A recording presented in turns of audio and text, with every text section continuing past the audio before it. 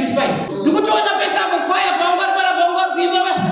Asi mwana wagara kuvakuita social distance. Asi zvinondishamisa kana zvazviro zvemweya. Vanhu vanoita kumbundirana nadhiabhori no social distance. Asi vanoda zvekuchengetedza zvemunyama.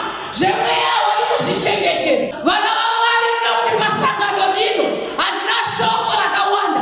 Asi ndiri kuti Agagi ngaafe pasangano rine. Ndira kuti Agagi ngaafe. Amen woye. Vanhu vari kunamata vane makona. Vanhu vari kunamata vane zviro zvavo. Mashure mekuisa makapeti kune denga rinoda kuenda. Ngatitaurirane chokwadi chechi. Ngatitaurirane chokwadi yapfuura nguva yekusiya vanhu vachichengeta ana Agagi. Kuda kufadzana muchibvuku. Ine ngonzwa kudhara nazvino pana akaparidza ipapa kuti mune simba muchibvuku. Amen woye. Kuti murapi nani pano chirepawe kune wamuya. Vamwe vacho vakatonzwa kuti ndo zvakuda kuti vanotanga kunzwa weti yangu asina. Muchechi medu mune tsvimbo yaMozisi. Tsvimbo yaMozisi inoda kugamwa. Amen woye.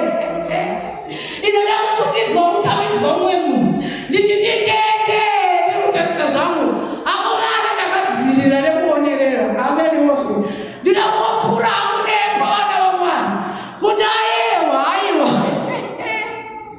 Patiri kuita zvetsvimbo yaMozisi izvi, ngatizviite tiri munyasha dzaMwari. Ndakaona kuti tsvimbo yaMozisi vamwe vakaita maposta. Vamwe vakaita maadvertisements. Vamwe vakaita zvakuona tsvimbo yaMozisi. Denga riri kutoziva kuti tsvimbo ichaenda kunani. Haleluya. Ende ngatizviite mumweya waMwari zvetsvimbo yaMozisi. Ndosaka ndataura kuti kana uri mutungamiri ungotungamira kuenda kupi. Amen woye. Nematsvimbo yaMozisi tiri pano sirivovhangeri tiri ngopfuurawo nepo. Amen woye. Patinoda kutaurira vese vakuda kuedzawo kusvikapo kuti obeying God is better than sacrifice. Haleluya. Munanoudza kwese kwamunoenda nekwamuri kuti muvhangeri vegiri vataura kuti vese vanoda tsvimbo yaMozisi. Observe heavenly protocols. Hosho tichiridza takapinduka vanhu madhimoni anobuda. Ngoma tichiridza takapinduka madhimoni anobuda hama dzangu.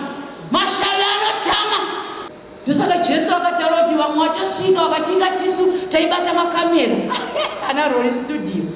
Tikakwira tikadzika tikakwira. Ana tinasho vakabva kuti we will be there when it happens.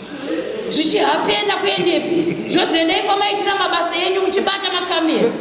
Batai makamera muchiziva kuti ana Agagi wakafa. Batai zvese zvamuri kutikinya izvi nyasha dzichiwanda pamakombiyuta.